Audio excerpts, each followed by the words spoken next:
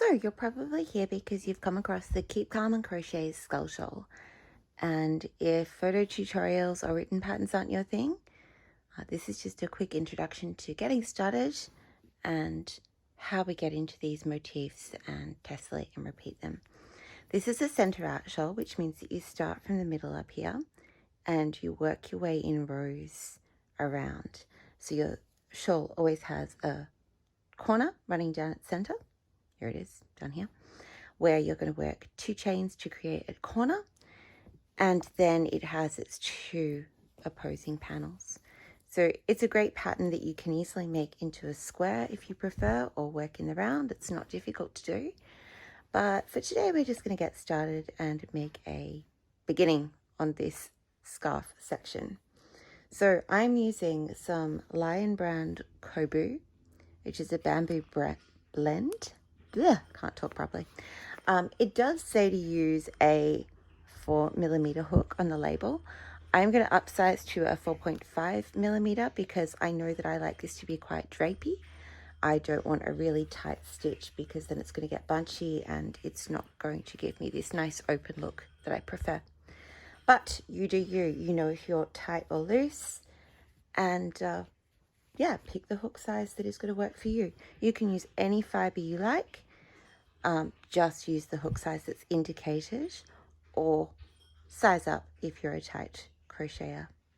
So start by making your little loop, pop the hook in, have some stitch markers on hand because they will come in handy later on. And I don't have a particular plan for how many repeats I'm going to work of the motif. I often choose my yarn and then I just work until I get to the desired size, or I run out of yarn, whatever comes first. Okay, so chain 5 to start. Whoops. 1, 2, 3, 4, 5. Then slip stitch into the first loop back here. Pull that out and go straight through. That's your slip stitch. Now you've formed a little ring and you're going to work into the ring. First, start by chaining 4. 1, 2, 3, 4. This counts as 1 double crochet and 1 chain stitch. And that's going to help you understand the symmetry of what we're creating. Yarn over and work 3 double crochet stitches into the ring. So every time you put your hook into the ring and pull it out through the ring. That's my first little granny wedge complete. So now I'm ready to chain 2, which is the corner, and work 3 more double crochet into the ring. Just be careful, don't work into a particular chain stitch. Make sure you're working into the ring. With my 3rd double crochet complete, I'm going to chain 1 and work my final double crochet into the ring. Okay, that's my first row complete. Chain 4. That's an always and forever thing. Turn your work, yarn over, and work your first 3 double crochet into this chain 1 space. 1, 2, 3. Work your next 3 double crochet into the next space up here in the corner. So skip over your little granny wedge. And 1, 2, 3. Chain 2 to make the corner, and work another wedge into that chain 2 space. 1, 2, 3. Now another granny wedge into your next space over here on the edge. 1, 2, 3.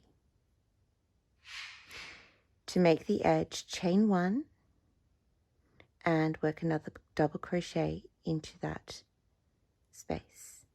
And now you've completed row 2 and you can see already a triangle starting to form. Edge, corner, motif placement. Chain 4 and turn your work. Work a wedge into this space. This is just where you kind of get the hang, I guess, of starting your row and what a corner looks like. You get into the habit of recognizing the structure of what you're doing. Put a wedge into this gap, 3 double crochet. Sorry, every time I say wedge, I'm saying work 3 double crochet. I always think of these as granny wedges. Put a wedge into this corner. 1, whoops, I split my yarn. 2, 3. Chain 2 to make the corner space.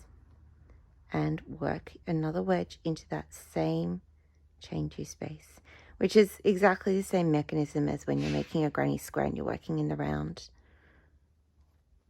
Put another wedge into your next gap. 2, 3, and a final wedge into your last gap at the end. 2, 3. Chain 1, work your final double crochet into this same space, and then chain 4, turn your work. We've got 2 more rows to work in the same way. We have to get to having 5 wedges in a row. And obviously, on every round, we increase by 1 wedge. When we have our 5 wedges, we're going to plug a couple of stitch markers in, and then we're going to start the motif section. Next wedge. Whoops. Next wedge. This is your corner, so make sure that you chain 2. Now, 1, 2. Whoops. 1, 2, 3. Next wedge. 1, 2, 3. Next wedge. 1, 2. Whoops. Tangle. Oh no! Don't do that. Arrgh. This would have to be the worst. Oh, come on. I never know which bit to yank. Oh, phew. Sorry about that. 3. Okay, last wedge. Here we go. 1, 2, 3. Chain 1. Put your final double crochet into that space. Check out your... This is probably also a good spot to look at your tension. If things are bunching or not sitting the way you want them to, change hook size now. If this is not a nice tension, quit while you're ahead, okay? Pull it out, go up a hook size or down a hook size, or do whatever you want to do. But don't keep working further into the project, because if it's not sitting the way you want now, it's never going to sit the way you want. 2, 3. Next wedge. Getting excited about putting those stitch markers in. And you are always going to start every row exactly the same way. Whoops. I was about to say the word chain, so I chained. You're always going to start with chain 4 and turn your work, and then by working a wedge immediately into the first space at the foot of that chain. And that's how you increase consistently down the length of the shawl. You're always going to work your corner exactly the same way, with a wedge of 3 and a chain 2 and a wedge of 3. That's never ever going to change. And the pattern is set up in such a way that the motif is always framed by 2 clusters, so that they're kind of there to give structure to the shawl and hold the motif in place, so that even when it's hanging down your back, or you've made it with 10 or 12 repeats, it will still hold its shape. It's not going to bunch, and everyone's going to see all the work you put in to make those amazing motifs. Here we go, cluster number 4. Question number 5, the magic number. Okay, grab your stitch markers if you haven't already,